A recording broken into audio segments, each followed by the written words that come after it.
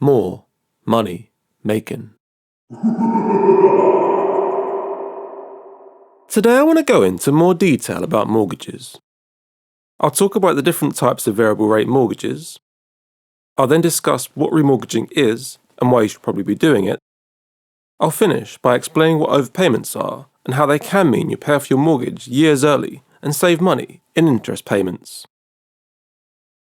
So, what are some different types of variable rate mortgages? Standard variable rate, or SVR, is the normal interest rate lenders charge you if you're not on any other deal. With notice, it can rise or fall for any reason, but you have the freedom to overpay or leave at any time.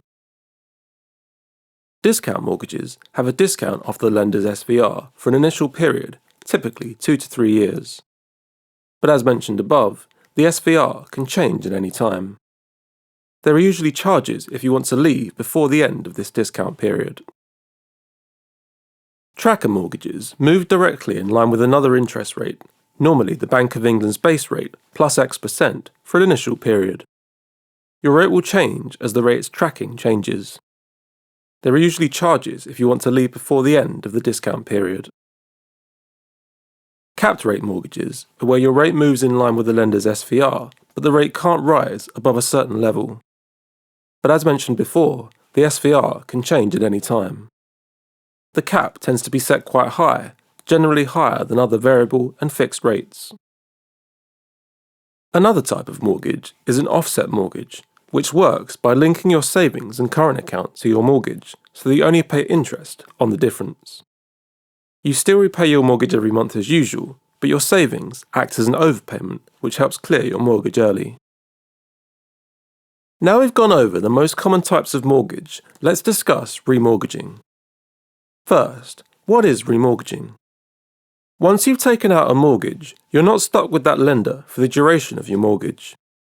You can and should review your mortgage deal regularly and switch providers to get the best deal.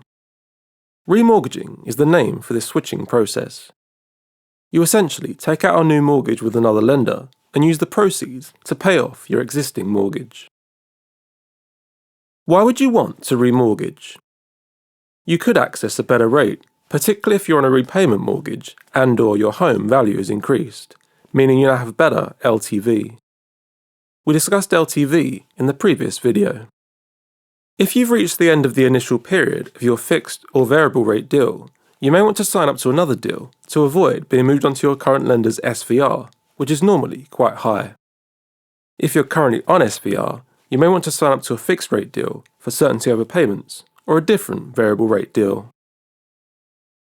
When wouldn't you want to remortgage?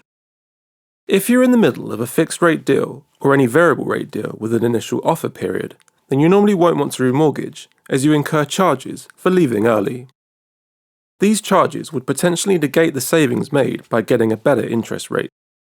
But if rates have improved significantly since you signed up for your deal, the savings may be higher than the charges, so it's worth doing the calculations in that case.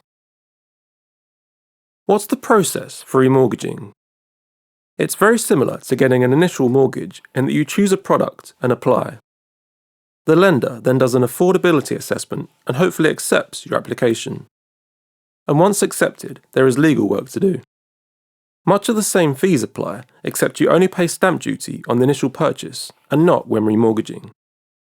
You should make sure you have enough cash to cover these fees. You should also balance the fees against the savings in monthly payments to make sure you're saving money overall. 2-year fixes are popular as they normally have the lowest interest rates, but these fees can add up over time. 3-year or 5-year fixes are often better value if you can commit to the longer term. Now let's discuss overpayments. What are overpayments? These are payments above the standard amount required by your lender. Most mortgages will allow you to make overpayments to some extent, but check the terms and conditions or ask your lender. Often, with fixed-rate mortgages, overpayments are capped at 10% of the outstanding balance at the start of each year. What is the effect of overpayments? As discussed in the last video, with repayment mortgages, some of the payment goes towards interest on the loan and some goes to paying down the loan such that it will be cleared at the end of the term.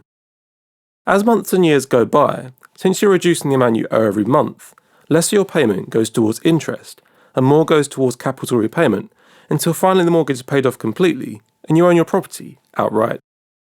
However, if you can afford to pay a bit extra each month, you'll reduce the amount you owe faster, which means you pay less interest and also pay off the mortgage quicker. You can find various calculators online that show how much quicker and how much you will save. You just input your mortgage balance, standard payment, and an overpayment amount.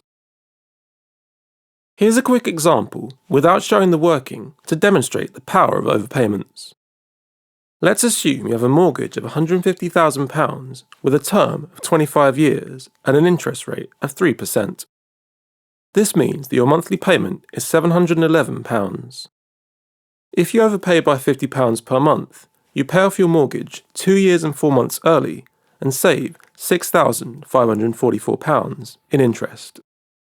If you overpay by £100, you finish 4 years and 3 months early and save £11,835. And if you up this to £150, you save 5 years and 11 months and £16,206 in interest. What should you bear in mind when thinking about overpaying? Make sure you can afford it in the long term. You can't normally reclaim these overpayments if you're later struggling to just make the standard monthly payment. Make sure you have a sufficient emergency fund to cover things like your day-to-day expenses should you lose your job or get unexpected medical or car bills, and so on. Experts typically recommend for the size of your emergency fund to be 3 to 6 months of living expenses. Also, if you have other debt that's higher interest rate, such as credit card debt, then that should always take priority. Are there alternatives to overpaying? An even more powerful tool in wealth building for the long term is that if your mortgage rate is fairly low, or you're already at under 60% LTV, investing in the stock market instead of overpaying your mortgage gives you a high probability of a better return in the long run. However, some people psychologically prefer to pay down the mortgage as quickly as they can anyway, for peace of mind. I talk about this in my investing series, but again, you should keep an emergency fund, this time to avoid having to sell your investments in a downturn. Thank you so much for watching. I really appreciate it. Please add your own thoughts and follow-up questions in the comments, and I'll try to get through as many as I can. If you made it to the very end, please destroy the like and subscribe buttons and notification bell so you never miss a chance for more money making.